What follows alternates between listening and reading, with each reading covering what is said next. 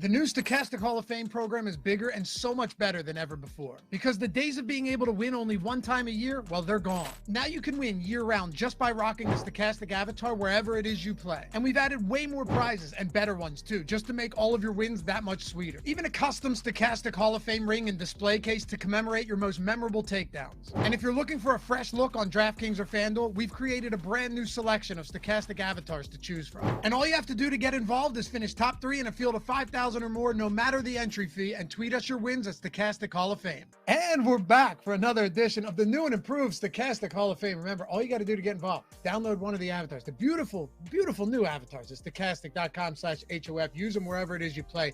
Finish top 3 in a field of 5,000 or more, no matter the entry fee. And tweet us your wins at Stokastic HOF. Remember, we got tiers now: bronze, silver, gold. So every time you play and every time you win, you get something better. So why would you not want to do this? Let's dive into it. First up, Sean Geezy. Are you shocked? Our first gold tier member of the 2023 year is Sean Geezy, and we just started this 2 weeks ago, but nobody's surprised. This guy just wins. Took down the jab stack on DraftKings tonight. Shout out to the Stokastic team. As always, $5,300 win for Sean Geezy. One of the Hall of Fame OGs who just keeps piling up the wins. And how about Alex M? Thanks you guys to the GOATs, $10,000 in the PGA streets, $10K for Alex M, another huge win. And Snays, how about Sean from Chicago? Huge shout out to all the Stokastic team. Took down my first tournament in NBA and finally made the Hall of Fame. What a Sunday. Love to see it, brother. And our old pal Emac, thanks to Stokastic Sims and of course Stokastic legend Sean Geezy, taking the afternoon MLB slate off for a nap, $1,400 for Emac. Stephen Lee out here helping me claw back my losses from Belmont, second place in the Mini-Max. And Chris Logan, Saturday's Xfinity. This lineup would have tied first in the main contest. Still a nice win for $1. Yeah, $175, hell of an ROI, brother.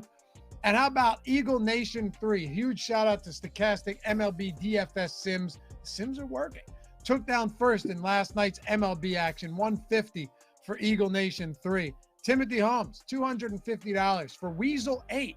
Rocking the new, beautiful new Stokastic avatar, might I add. Stokastic's getting it done. Another first. Congrats, Timothy. James Roach, only one of these counts towards my free month, but wanted to show the other just for everyone to see that with Stokastic, it's too easy. $1,000, third place in the 25K showdown zone, and first place in the 5K mini-max. And David A. Russell, the second. I binked another one. Thank you, Fantasy Tips, Matt and Laffy, for the early slate analysis. $600, second place in the solo shot for David. And Dave Oliver, Elway's Army. Dude's creeping on Sean Geezy. I tell you that much. He's creeping because the wins are piling in. You know, Jordan's with me now. He saw it. We got another 10K one rolling in from Dave Oliver for next week's Hall of Fame. But 5,300, 4,600, 5,300, 3,500. Let's go. You guys are the best. Thank you for all your help. The Sims and analysis are unreal. Elway's Army, keeping them piled up. And Jason Barstead, thanks, fellas. Using the tools, I had a monster NBA season, and in 2 weeks playing MLB, I've taken down a 20 max night slate and had 3 top 5s in the main slates. Best team in the industry. Chris Williams. We know you, Chris. It's your favorite Apple guy. Went on YouTube shows, super chatted to hit the like button and bring yourself some good karma. Then I did 2 lineups, split first in the $15 night slate, been on a heater in MLB and NBA thanks to your great shows. $3,500 for the Apple guy. And BB Dub 27, PGA lineup generator comes through. Nice solo win in the quarter, 10K on FanDuel. Thanks to Stokastic for the awesome tools. Lastly, our boy John B. As much as I love sharing, glad I didn't have to do it here. Thanks for the best tools in the biz. That'll do it for this week. Go to stokastic.com/HOF. Download one of these beautiful new avatars. Use it wherever it is you play. And when you bink, hit us up at Stokastic HOF on the Twitters. We'll see you back here next time.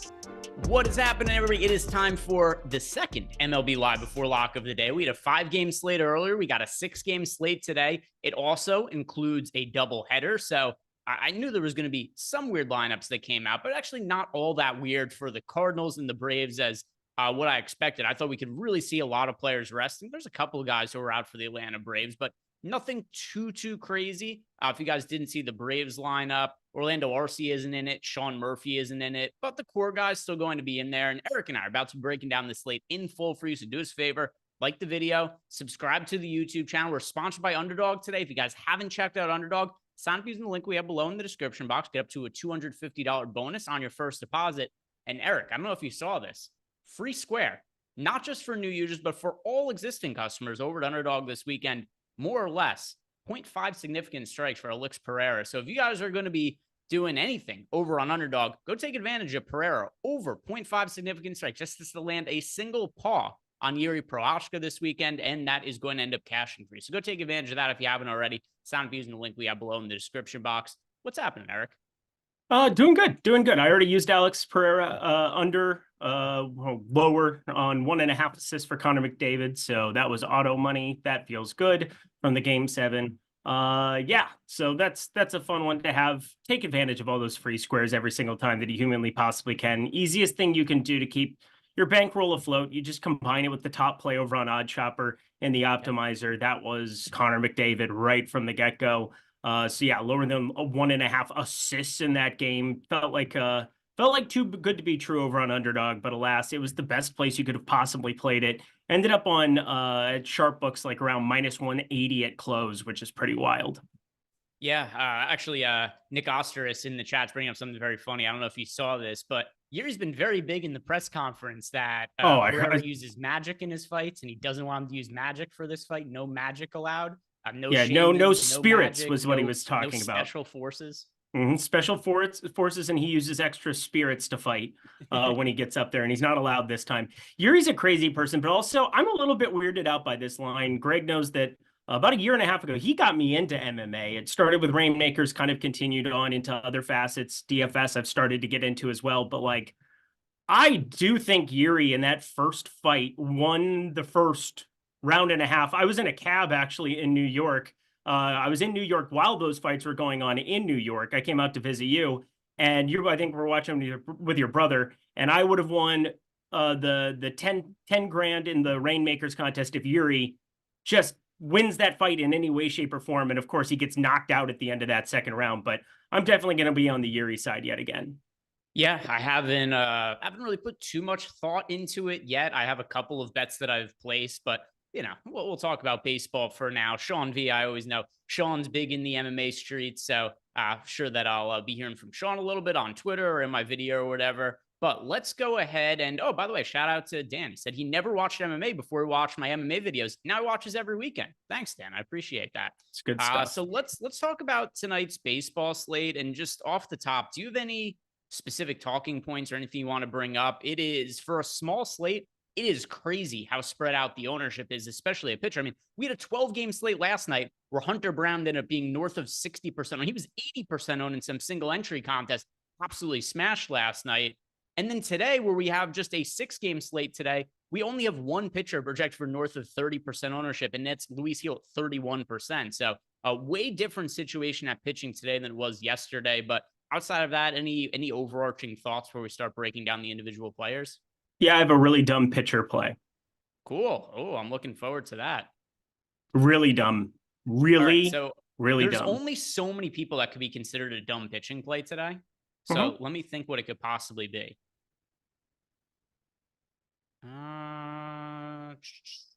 Hayden Wisniewski. No. Yariel Rodriguez. Sure is. All right. So we'll be getting to that in a little bit. But first, let's talk about the pay up option on the slate, because there's only one of them. And if you have the excess money to spend up at pitcher, you're going to be paying for Luis Gil over on DraftKings. The reason is because he is $10,300. The next most expensive pitcher, Eric, it is Gavin Stone at $8,800. You have a $1,500 price gap between the most expensive pitcher and the second most expensive pitcher, which is just going to naturally lead to a lot of people landing on Luis Gil. He is the most popular pitcher on the slate, project for 31.6% ownership. How often are you going to be paying up for the Yankees ace after we saw Garrett Cole get lit up by the Mets last night? I don't know. Probably zero. I don't like this game for pitchers. The weather looks pretty terrible. It looks like we're going to get some kind of an in-game delay. I'm looking at forecast stuff here right now. It's supposed to start raining there. Can you look out your window, Greg? Let me know what you're seeing over there across the way from New Jersey. But it doesn't look great. 50% chance of rain. I don't think it's raining right now, but it sounds like it's going to start up pretty soon after first pitch. I had Luis Heel 15.5 outs, was able to cash out and get some of that out of play. And then I don't know what I'm going to do with some cards that I have of Luis Heel 15.5 outs, whether or not I want to be playing that or not. But thought that was a pretty disrespectful line. He had one really bad outing against Baltimore. You know who else has really bad one outings against Baltimore's? A lot of teams. So a lot of pitchers. Luis Heel, I want to play him really, really badly. I have a thing for Luis Heel. I always have. I always will. I just don't like using 10-3 on a guy that might get pulled out of this game halfway through. So I will tell you right now, it is nice out. It's fucking hot as shit. But other than that, it is clear skies. There's barely a cloud in the sky. I gotta be honest, I'm not all that concerned about it. I do know there's a chance of thunderstorms here later, but if it does happen, I think it would be in the later stages of the game. At least by the time the pitchers are out there, I don't think it's going to be that much of a potential issue. And then if it does rain, which even that I think is iffy at like 50-50, I think it'd be later on in the game. So I'm not going to be taking this game out of my player pool or making any kind of adjustments or anything. If it does rain, like I said, I think it would be like 7th inning or something. Yeah, I mean, it didn't even rain in St. Louis, and we got a rain out yesterday, so who knows? You never really know with baseball. It is what it is. Washington notorious for being the woats when it comes to this kind of stuff, but they're in San Diego, so they don't have any issues. Just saying, it is something to keep on your radar, literally and figuratively here as we discuss this. We're an hour away from first pitch, so I'll revisit it then. But Luis Heel, I currently had as my highest exposed pitcher. Again, I just don't know what I'm going to be doing with it yet.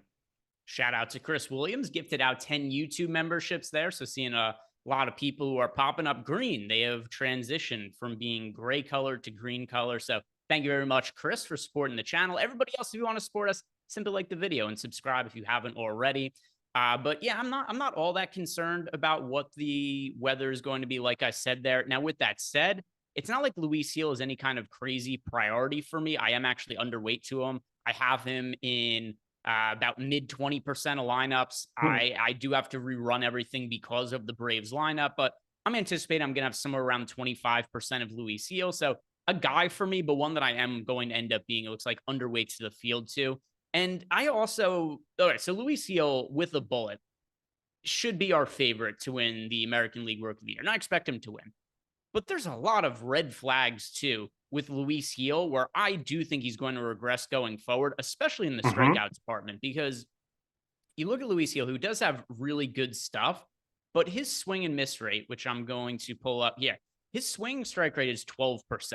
That doesn't really indicate a pitcher who should be one of the best strikeout pitchers in all of baseball. Instead, he has this really high called strike 3 rate, which I think is a little bit fluky. So I do think his strikeouts are going to regress a little bit going forward. But all that to say is he's just a pitcher I'm going to be a little bit underweight to. I'll be going a little bit cheaper at pitching. Yeah, he's got a 222 BABIP. That's the thing that I think a lot of people starred highlight centered last time out. For me, it wasn't even necessarily that. It's just like, stop walking, dudes. The walk rate's a little out of control. The highest amongst qualified pitchers this year, sitting north of 12%. I don't love that, but you know what? It is what it is. I think he's just got the best strikeout stuff still amongst this slate. And that's kind of the point, is that relative to other pitchers on this slate, like we have Gavin Stone, he's going to be pulling ownership rightfully against the White Sox. We have a guy in Cutter Crawford, who I like the stuff, but has a tougher spot going up against Toronto. Hopefully people are able to jump on 4.5 strikeouts, sitting at -116 yesterday on FanDuel on Open. It has since ballooned from there, but that was just a bad line. From a DFS perspective, 8,200. I think his ownership's about efficient. I have a little bit more than 16%, but Luis Heel, he's got the highest strikeout rate here on this slate. And if I can play him, I will play him. Yeah, I mean, the pitching also totally sucks today. Like, I'm pretty spread out with my pitcher exposure. Actually, currently don't have a single pitcher in north of 30% of my lineups because it's hard to really look at the slate and be like, oh, that's the guy I'm confident in. There's just Yeah. nobody really along those lines. That's also why the field is pretty spread out. Like, if I have to just pick which player do I think scores the most fantasy points, it would be Luis Seal, but he's so much more expensive than everybody else that it's a little bit cost prohibitive. Let's move on to the next range of pitchers. We got three guys in the 8K range, Eric. One of them's chalky. Gavin Stone is 28% owned against the Chicago White Sox. One of them's contrarian. Hayden Wesneski, he is 3% owned against the San Francisco Giants. And we got somebody in the middle. Cutter Crawford, 16% owned against the Toronto Blue Jays. Is there anything that catches your eye amongst these three 8K pitchers? So the Hayden Wesneski thing is just purely what can the pitch count be, which is what we'll discuss with Rodriguez. I have more confidence in Rodriguez going further into that game than I have for Wesneski. He's pitched all of two innings there on the 21st. And now, going to be starting this one. I don't know how far into this game they're going to want Hayden Wesneski pitching. Yeah, he was ramped up at the beginning of May, pitched 90, 94 there, but has since fallen by the wayside and been a bullpen arm. And he's been good at that. 3.29 ERA, 1.20 whip. But I just don't know. I think you're embracing a little bit of an unknown of what that pitch count could be. It's a phenomenal ballpark. It's obviously not the most difficult matchup either. So if you want to play him on a 6-game slate with 12 starters to pick from, I think there's a case for embracing a little bit of positive leverage and hoping he can get 70, 80 pitches and somehow put up a score there. But I think for me, Gavin Stone's a little bit too popular. I have a little bit less than the 28%, and I have a little bit more on Cutter Crawford. So I'm not doing anything crazy. I guess for me, Gavin Stone, Cutter Crawford, you can make a case for either of them in their specific spots. But what are you doing with Wesneski? Because if you look at our top pitchers tool, there's obvious leverage coming in there. I have Wisniewski in 1 out of 150 lineups. It's so hard for me to get there because I'm on the same page as you, where I just don't expect him to go deep into the game at all. And I'm pretty sure my final set of lineups, so right now I have him in 1 out of 150. When I update everything, I am more likely to have him in less lineups than to have him in more lineups. And it's just like, how much upside can there be on even though the pitching sucks today, what is the realistic upside for a guy who's priced above 8K that probably is going to throw like 2 innings? Probably. I'm with you there. It's just something to keep in mind because we're going to talk about it with my guy on this slate that I have 22% of, which doesn't mean I'm not playing Boston stacks, but I've got a pretty hefty stand with the cheapest pitcher on this slate that allows for me to kind of do whatever I want. Yeah, it's gonna be probably no Hayden Wesneski for me when it's all said and done, but wanted to at least ask you about it because if he does somehow go for 50, 60 pitches, there's a chance that he can put up a score. He's got the good enough stuff that against San Francisco, it wouldn't shock me, but he's got to have a lot go right for him and a lot go wrong for other pitchers on this slate to somehow work out, not even just optimal, but to work out in any kind of a winning lineup. Yeah, I'm about even with the field on Gavin Stone, project for 28% ownership. I have him in 29% of lineups. Then we've also gotten this price range, Cutter Crawford, 16% owned. I have him in 11% of lineups at the moment. So like I said, I'm going to be spread out at pitcher. None of these guys are ones I'm taking stands on. Wisniewski is a contrarian option. Not for me. 7K pitchers. This is where most of the pitchers on this slate are priced. We've got Hayden Birdsong, $7,700. He's 23% owned. This is how weird the slate is. Eric Fetty is 23% owned against the Los Angeles Dodgers. In what world would that ever happen? But then I look at my lineups, like I'm actually overweight to Eric Fetty on this slate. Yep. So Eric Fetty at $7,500, 23% owned. Sean Manaea against the New York Yankees is 29% owned at $7,200. Matthew Liberatore against the Braves, he's only 1% owned. Then we've got Bryce Elder, 12% owned against the St. Louis Cardinals. What are you getting the most of in the 7K range? Bryce Elder, which is just stupid and ridiculous, but he is 7K. And I look at this St. Louis lineup, and I don't know what you think about it, but it is not one that I find to be all that imposing that we're looking. I'm trying to get it to update here today. But I am all about trying to attack some of the top of these guys, specifically get like Contreras, Goldschmidt, Arenado. I mean, we just got more strikeouts than normal coming St. Louis's way. The wind flipped from the last 2 days. It's now blowing in ever so slightly as opposed to out to left field. 82 degrees, 70% humidity. That's about standard this time of the year for them. I think Bryce Elder has good enough stuff here. I think getting enough righties in this lineup, he's going to be facing what? Burleson, Donovan, Gorman's in the 7-hole, Siani down there in the 9-hole. But I think that Bryce Elder, if everybody else is going to be chalky here in Fetty against the Dodgers at 23%, Minaya going up against the Yankees, those are offenses that I want. Like that's really what this is coming down to. And it's not that I'm trying to make some kind of a pronounced stand, but I currently have 22% Bryce Elder. I have 20% Eric Fetty, and I've like right around 16% of Sean Manaea, the guy that I'm getting the least. He's the most popular there, but it is certainly a range. Hayden Birdsong. So do you want to talk to the people about Hayden Birdsong a little bit? Because I went through some of it last night. I think he might have decent enough strikeout stuff, and it's the Cubs, which helps cases quite a bit here. I don't know what I'm going to end up doing with him. I currently have 10% of him, but I'm going to ramp that up here because that's just a mistake on my end.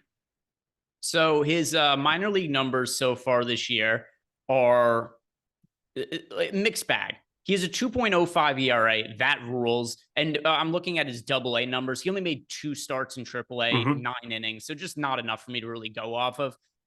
He does have the 2.05 ERA. A lot of good luck, though, because he had 3.7 FIP, but still not terrible marks. What really stands out to me about Hayden Birdsong, and EMAC also left a super chat. I'll read off his great-great-great-granddad joke that he put in here. He said, Greg, ask Eric if there is a Hayden message with the Chicago Cubs San Francisco Giants game. Eric, thoughts from a fellow Eric? Get help. Yeah, there we go. Like Medusa, EMAC, you turn him into stone with your super chat there. We have. Was that a Gavin Stone joke? God, a Wisniewski and a Gavin Stone joke back to back. You guys are gross. He's got Hayden, because we've got Hayden Birdsong and Hayden Wisniewski, 2 Haydens in the same game. I don't know for sure. I'm going to assume that's the first time in MLB history that we've had. All right, I'll quit Hayden. No more Hayden for you?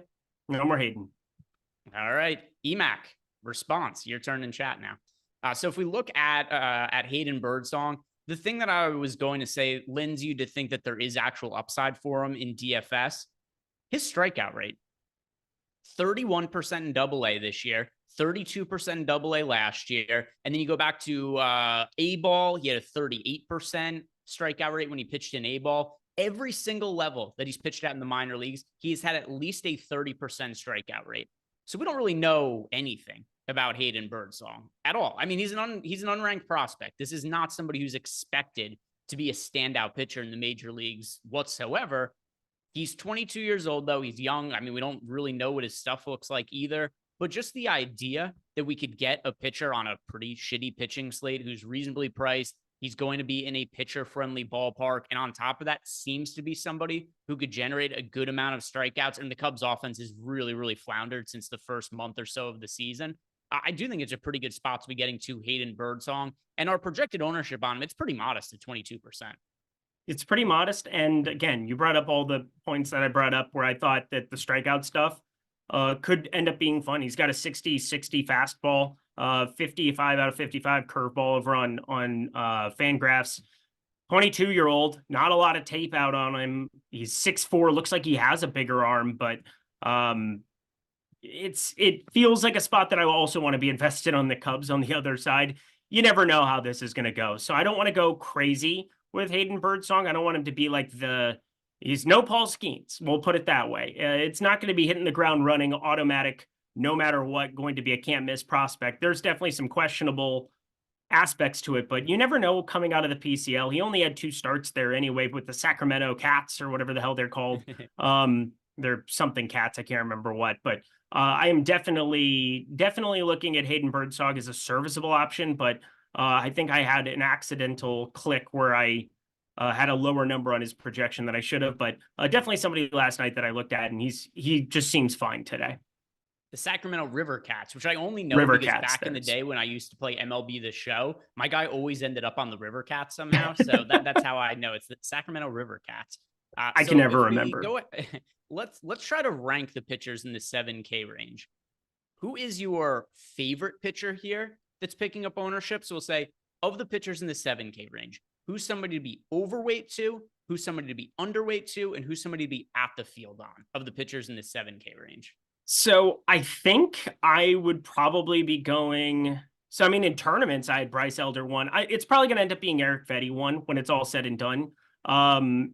Again, I'm not trying to do too much to manipulate anything, but he's got our highest top 2 percentage. I'm sure when I rerun everything with the correct stuff for Birdsong, it'll be Fetty 1, Birdsong 2, Manaea 3, Elder 4, even though Elder's the guy that I'm probably going to be overweight to, and the other guy's pretty close to their ownership.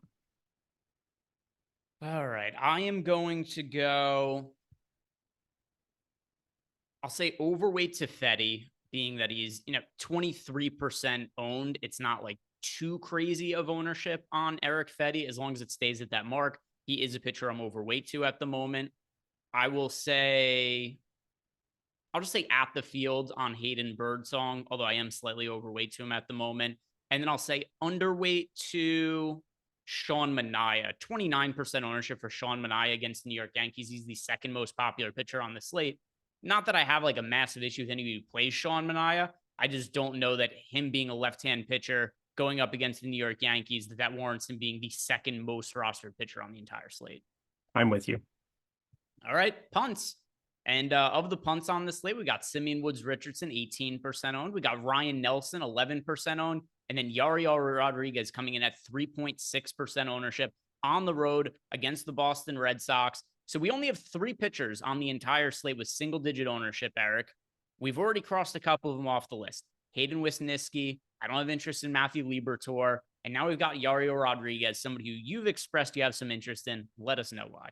All right. First off, he's 5K. And you want to play Aaron Judge, you want to play Shohei Ohtani. Having somebody who's 5K to get to these dudes with over 1.1 OPSs this season, this is your path to getting to more of them. And Yariel Rodriguez, I'm not saying that this is going to go well a lot of the time, but I do think that if you're going to play Boston, I definitely think there is a case for playing Boston on the other side of this one, just like the field does. They're the highest owned stack. They're the top stack in our top stacks tool right now. There's no doubt that also with Jarren Duran and David Hamilton, 1-2, 20 and 21 stolen bases respectively. Yariel Rodriguez, not only him, but like anybody that they could possibly have catching is a bad catching option at preventing runners here. Danny Jansen, slow pop-up time, slow arm.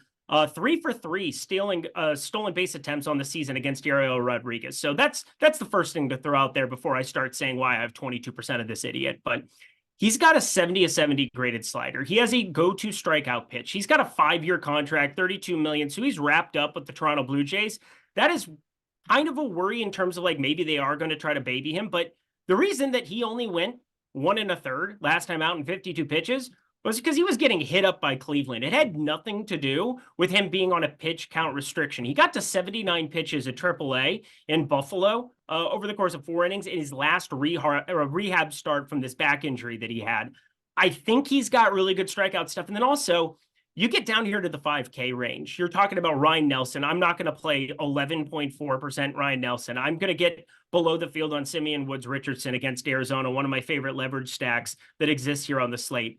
I think Rodriguez, when he plays well, like when he pitches well in a spot like this, you're getting leverage over the most popular stack and guys that are just showing up with tons of ownership right now. 5.5 implied run total here in Boston. It is good hitting weather. It is 75, but the wind's blowing out. Good hitting ballpark.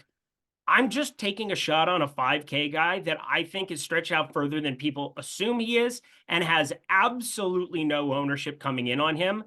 I think he's got one good pitch. It is a really good slider. If he can get ahead in some counts, I see strikeout upside beyond what we've seen so far, which hasn't been a good start to his 2024. I have him in 8% of lineups, which is about double the field. And not that like I went out of my way to try to force him in. It was just like he showed up in 8% of lineups in the sim. So yeah, if you have an otherwise chalky lineup, I think there are worse things you could do than plug Yariel Rodriguez in. If you're playing one lineup today, Yariel Rodriguez shouldn't be in it. If you're playing 20 lineups today, at most, I would say Rodriguez in one of them. So not for me, like any kind of priority, but okay, Eric's gonna say 2. But either way, Not I mean, one, I'm not looking two, at not three, not four, not five. two. You could take shots on him, but it's something. If I was hand building lineups, I wouldn't play Yariel Rodriguez. If I was playing 10 lineups, I wouldn't play Yariel Rodriguez. I'm okay with like one of them if you're playing 20 lineups, but it's very specific scenarios if you're playing a bunch of lineups. Other than that, Yariel Rodriguez kind of tough for me to be getting to. Simeon Woods Richardson, Ryan Nelson, either of them move you at all? Move me in the opposite direction of both of them. They are terrible. Simeon Woods Richardson, he has a high enough K prop where I can at least, like setting at 4.5, 6,900, I can entertain some of it. I can't entertain Ryan Nelson. This dude is just such trash. So congratulations to him on a complete game shutout. I know he's had 2 or 3 really good starts of late. He had 1 8 strikeout game in the middle of a bunch of cesspool starts. I don't think I can get behind it. I can't play Ryan Nelson at this kind of ownership. Like double-digit ownership on any slate for Ryan Nelson. No, thank you. If anybody has questions for us, hit us up in the Discord chat. I'm checking to see if we have anything coming in, but we are good for now. I'm going to ask you one final nearly impossible question before we move on to the FanDuel side of things, because I think it's a kind of fun, impossible riddle to try to solve. You're playing a cash game on DraftKings tonight. Which 2 pitchers do you play?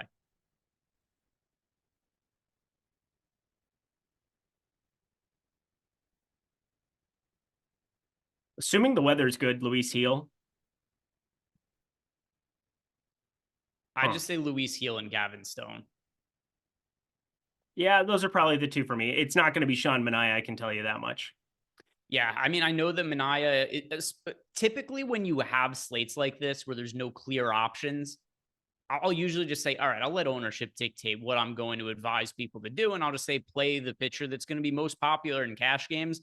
I just would be scared shitless to have Sean Manaea against the New York Yankees in a cash game lineup where it can only take 1 inning for him to ruin the entire day for you. I'm going to go Luis Heel and Gavin Stone as my options there, and then say spend down a little bit at offense. But it's a tricky one. It's a tricky one for cash games. Let's talk about FanDuel. FanDuel, the most popular pitcher, Luis Heel. Once again, he is 22% owned over on FanDuel. One thing that is different about the FanDuel slate, there is no Atlanta and St. Louis game. So they've left the doubleheader game off of FanDuel. So it does condense the ownership a little bit. Also change what we're looking at as far as some of the talking points. Luis Heel, 22% owned. Gavin Stone is 19% owned. You got Eric Fetty, 12.5% owned. Manaea is 13% owned. Simeon Woods Richardson's 11% owned. Birdsong is 13% owned. So you got a whole bunch of pitchers, kind of same as DraftKings, really spread out ownership, bunch of guys double-digit owned. But if you're building one lineup for a tournament over on FanDuel, Eric, which pitcher would you be putting in it? Hayden Birdsong. I'd be playing him 5,500. Done. Min price, strikeout upside. Is he going to be good? We don't know. Is he going to be shit? We don't know, but maybe. But what I really like, he's so cheap. He's the cheapest pitcher on the slate. We know he's got the strikeout upside we just went on before. He's not crazy popular, 13% owned. And on a slate where you can't feel great about the pitching options, why not just roster the cheapest guy who has some strikeout upside and allows you to spend up for whatever bats you want? I'm 100% with you. No complaints there. All right. So anything else you want to add about the FanDuel pitching? Yeah, Hayden Birdsong's way there at the bottom. Luis Heel's way there on the top. Those would be kind of my 2 leans if you're playing a multiple lineups there. Not playing there today, but yeah, I kind of want to now that I see Birdsong there. All right, so let's go ahead and build some lineups in the lineup generator. Jordan Klein, if you would not mind, pull that up on the screen right now. And while you are building those lineups, want to let you guys know that we do have our PGA DFS sale going on. It is going to be ending tomorrow morning. We had a Sim subscriber over the weekend win $200,000 playing PGA DFS. Look how happy Tom Kim was about it. He was, look at this. Tom Kim, he was spit on that thing. He was all ready to go after that. Tom Kim got excited. He was ready to get down and dirty after he saw James/Kevin Roach. Not exactly sure because he has a different username on DraftKings than what his Twitter handle is. But Mr. Roach won $200,000 over the weekend. You guys could see this on screen right here. Kevin Roach was his DK handle there. And because he won the $200,000, if you guys sign up using the promo code 200K, you get 20% off any of our PGA Sim subscriptions. And that is going to be a sale that ends tomorrow morning when the PGA slate locks. So if you want to take advantage of it, take advantage of it now, win some big money like Kevin Roach did, $200,000. And he also only played 10 lineups in the $25. So pretty good return for him right there. I did a breakdown of his lineups in the Sims tool. It was really funny looking at it where it's like ROI, 79,000, just like the most absurd numbers that came up over there. But shout out to Kevin Roach for the GPP win. Let's get back to some baseball now. Let's go to, let's build contrarian lineups for a 6-game slate. Won't lock anything in. I assume that the pitcher exposure probably is going to be as spread out as we've ever seen in the lineup generator, but maybe there is a contrarian option lineup generator is really liking. So let's see. Let's see when Jordan saves these lineups out. Yeah, we've got some Luis Heel, 40%, Gavin Stone, 38%. Hayden, oh, look at that. Hayden Wisniewski, contrarian lineup showing up in 25% of them. Jeez. Simeon Woods-Richardson in 23%. There is Bryce Elder in 17% of lineups. Go down a deeper, Jordan. Harder, deeper. Keep scrolling down. What are you doing? Don't be a pussy. All right. So other pitchers here. Yeah, Ryan Nelson, 12% of lineups. Yeah, it is really spread out a pitcher, which makes sense. Eric Fetty there in 17% as well. There are so many pitchers that I consider to be viable on the slate that I don't mind the exposures that we're getting here from the lineup generator. It makes a whole lot of sense to me. And then at offense, what are the stack exposures looking like? Yeah, lots of Red Sox against your guy, Yariel Rodriguez, Eric. Blue Jays showing up, the Dodgers, the Yankees, the Cardinals. Which is the team that you want to have the most exposure to in large field tournaments? See, this is where it's fun. The Boston Red Sox. Yay! Isn't this fun? MLB DFS is fun. I have Boston in an astounding amount of my lineups here at the moment, as does the lineup generator. And yet, Yariel Rodriguez is a pitcher I can get tons and tons of positive leverage on by firing him up as well. I want to be right is what I want. I don't want like a 4-2 ball game. I want something that just nukes this slate one way or the other. And I do think that there's a path for Yariel Rodriguez if he has stretched out. And then I also think there's a path for Boston smashing him. Stolen bases, talked about this, with the two guys up top there.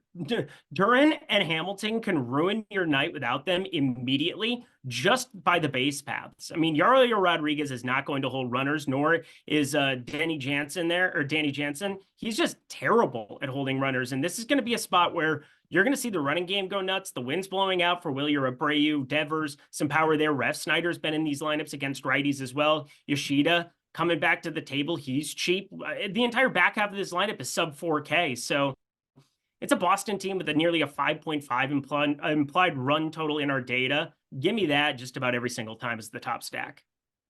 That is the team I have the second most exposure to. The team I have the most exposure to, I'm getting to a ton of the Toronto Blue Jays. And it's another team here that I kind of find it difficult to get away from for a couple of reasons. A lot of the teams at the top today, I think, are pretty interchangeable. But what's nice about the Blue Jays is I do consider them to be one of the top stacks today, but they don't have the same ownership as some of the other top stacks. So with that being the case, I'm getting way overweight to the Toronto Blue Jays. For single entry, I don't really see a leverage angle, like maybe the New York Yankees, but I'm kind of skeptical Sean Manaea is actually going to be as popular as he's projected to be. But I'm going to be stacking up a lot of the Toronto Blue Jays. Something else to add to this, if Cutter Crawford gets in trouble early because of how the Toronto Blue Jays offense went off yesterday, where the Red Sox did not get very much length out of Brian Bayo, you could be in a spot where the Red Sox are more apt to put a position player pitcher into the game.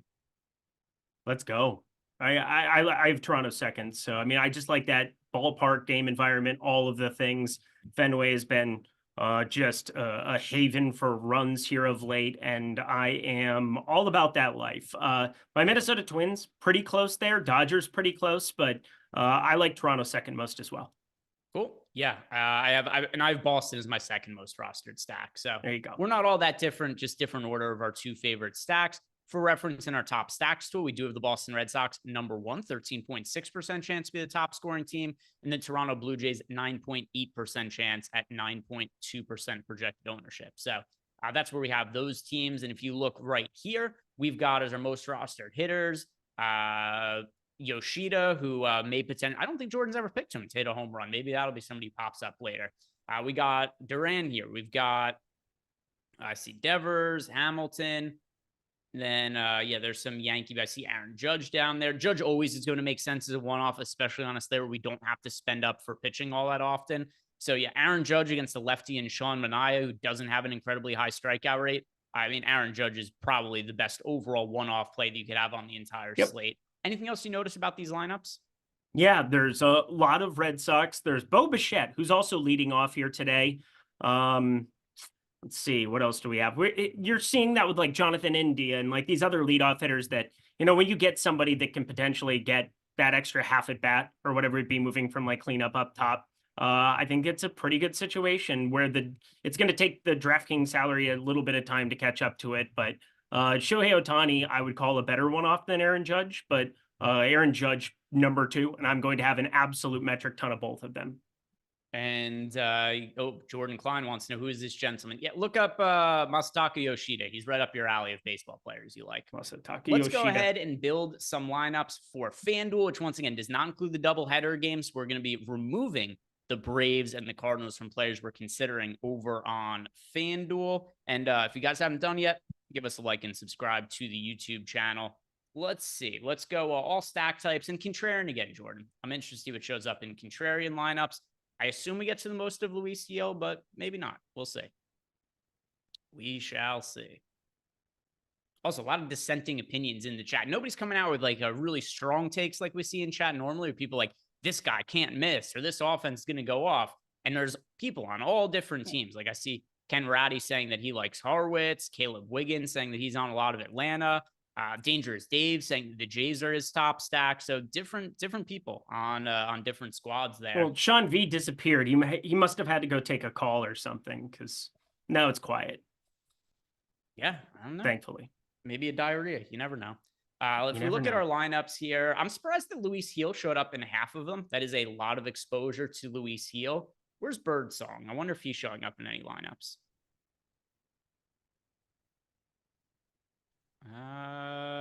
Wisniewski again. Stone. Interesting. I didn't see any Birdsong lineups while we were scrolling through here. Go back to the top. I want to see our hitters: Ohtani, Bichette, Hernandez, Devers, Turner, Freeman, Yoshida, Judge. Lots of hitters that we're spending up for, even though we have Luis Gil in half of our lineups. So what is our stack exposure looking like? It's kind of hard to tell from this page. It looks like we're kind of spread out. Yeah, Blue Jays, Dodgers, Red Sox, those are the primary stacks on FanDuel. Then some Yankees and San Francisco Giants mixed in there as well. Eric, FanDuel a little bit different of an outlook than DraftKings just because we have that game that is not going to be there. As a result, we do have the ownership is also looking different over on FanDuel, but no real pronounced chalk. We've got the Red Sox are 15.5% owned. The Twins are 14.5% owned. The Dodgers are 13.5% owned. Blue Jays 12.5% owned. Diamondbacks 12% owned. If you're stacking one team in a tournament for FanDuel purposes, are you going to the Red Sox or is it somebody else over on FanDuel? It would end up being more Yankees. So I ran a couple of things over here. I mean, their and Judge thing is just taking off. Shohei Ohtani. So I like the Dodgers. I do think Toronto makes some sense as well, but I would have a lot of the Aaron Judge piece as a one-off there to mix into the middle of my stacks and probably getting more New York 3 and 4 mans to come along for the ride. Weird to see no Minnesota Twins up there. That's the other one that I find to be a little bit surprising considering they're going up against Ryan Nelson. They get the 9th inning at bat guaranteed. A lot of reasons that I also like Minnesota a little bit more than it would appear our data does on FanDuel, but no doubt about it. Toronto, LA, really good options. Yeah, it's the exact same for me on FanDuel as it would be for DraftKings. Toronto Blue Jays, the team to go ahead and stack. It's also the team we end up getting the most exposure to in the FanDuel lineup generator. So I'm on the same page with that. I really like the Toronto Blue Jays on both sites. Something else as well is that because Cutter Crawford is just kind of mediocre, not great, not terrible, pretty consistently been a guy with like an expected ERA around 4. That's also what his ERA is projected to be the rest of the season. I don't know that the field really clicks on Toronto all that often. I think a lot of people are building one single lineup, wouldn't go to Toronto right off the bat. So I'm hoping they come in even a little bit lower owned than what they are projected to be. But let's talk about the rest of the stacks on the slate, Eric, and then we'll do some home run picks and, just 6 games, so not quite as much to talk about. Is there anything else that's a real priority for you as far as stacks go? We've talked about that we're getting the Toronto Blue Jays, the Boston Red Sox the most. Are there any other teams that are close to being as high priority for you as these two squads? No, but there's a contrarian spot that I do like, and it's the Chicago White Sox for a lot of the same reasons that I thought that they were a pretty decent spot to get to. However, that lineup does not have Eloy Jimenez, so it is a little bit of a downgrade there for me. But Benintendi, Robert, it is still a good ballpark to be hitting. The wind is still blowing out to right there.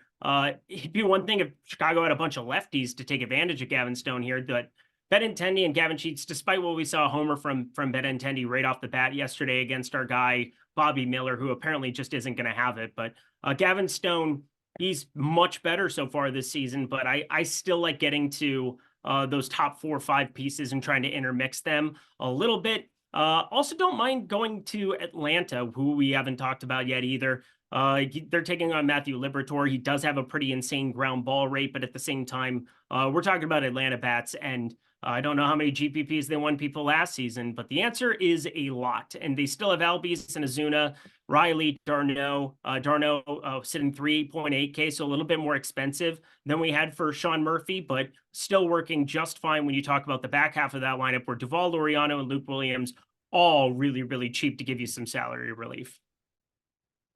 Yeah, so I only have 2 teams that I currently have double-digit exposure to as a stack, and that is the aforementioned Toronto Blue Jays, Boston Red Sox. That's making up 60% of my lineups right now. The team I have the next most exposure to, I do have the Braves in 9% of lineups. A lot of that's to do with me thinking that Matthew Liberatore is one of the worst pitchers that is on the slate. I mean, arguably even the worst pitcher that is going to be on the slate. So that's a spot that I do like is the Atlanta Braves. I just don't have nearly as much of them as I do of other teams. You might be looking at Liberatore's numbers this year and say, hey, 4.46 ERA, 4.4 expected ERA, not great, not all that terrible either. Keep in mind, he's primarily pitched out of the bullpen this year. Last year, we saw him work more as a starter. He had a 5.25 ERA and a 6 expected ERA. 2022, his first season at the big leagues, where he also worked primarily as a starter, he had a 5.97 ERA, 5.49 expected ERA. So I really don't think that Liberatore is a pitcher who's very well suited to be a starter. I think he's better as like a lefty specialist out of the bullpen. Mm-hmm. And when he has to be extended, and we know all the really good right-handed power hitters in the Braves lineup, I think it's a bad matchup for him. So I like the Braves as well, but just not as much as these other teams. Are there any contrarian stacks that you like? I mean, the White Sox are contrarian as it gets. I mean, they're the worst team that we have listed in the top stacks tool, but I think there's still pieces and ways that you can get together with them. We'll see what the Luis Gil ownership stays at. I do think that the weather, just kind of the main spots people get weather from, might freak people out on Luis Gil. And we see a little bit lower ownership. I think I would have been more interested in the Mets to take some shots there in the event that, you brought up all the Luis Gil stuff where, the BABIP's outrageously low. The chances that people see some power off of him go up exponentially going forward. I think Luis Gil is really, really good with strikeout stuff, but that doesn't make him immune to starts like he had against Baltimore, where that fly ball rate will be a problem. And the Mets are quote unquote hot for the people who care about such things. I do not, but I definitely feel as though that would be a spot that if Luis Gil does keep his current ownership, I would at least be interested in having some leverage there. Yeah, I mean, I've already got so much of my ownership already allocated to the Toronto Blue Jays, Boston Red Sox, and I mentioned I've got close to 10% of the Atlanta Braves. I mean, that's 3/4 of my lineups being taken up right there. I just only have so many other teams to stack, so nothing else is really in a big portion of my lineups. But if I had to shout out one other team to be getting to, if Sean Manaea is actually going to hold close to 30% ownership, the Yankees make sense as leverage. Yep, I love the Yankees, but specifically just getting to a lot of Judge, getting to a lot at the top of that order. Yeah, let's see. I have 25% of Aaron Judge right now, so nice. I certainly like him a good amount as a one-off. Anything else you want to talk about as far as offenses are concerned? No, there is not. All right, so let's go ahead and do our home run picks. No other questions have come in for us, so we'll do our dong picks, and then we'll wrap it up for the day. Also want to let you guys know that because our Dinger Tuesdays ended up hitting on Twitter yesterday, we've got a promo going on. If you guys are looking for extra bets for us, and you want to sign up at OddsShopper, you could sign up with the promo code DINGER. There's a link below in the YouTube description box. You can sign up for OddsShopper just $1 with that promo code DINGER. So really, really great way to get your foot in the door, see what our tools are all about, see what the Discord is like, hang out with Eric, bug him in there, all for just $1. So go check it out. You can't have a better investment than $1 for OddsShopper. Eric, who's the home run pick today? Who are you going with? Yeah, I bring him up a lot on this show purely because, it's my team and it's fun to be tracking. He only has a 264 BABIP against righties, but you know what he has against righties? A 233 expected ISO. He gets to take on Ryan Nelson, who against lefties has a 210 expected ISO and just a 13.9% K rate. If you are not going to strike out Trevor Larnach, you're going to see the ball go very, very far. And he gets the ball on bat pretty frequently against righties. Only an 18.9% K rate against them so far this season as is. This is a prime spot to be looking at Trevor Larnach. Sub 4K over on DraftKings today. Has 7 home runs already against righties with a 14.3 degree launch angle.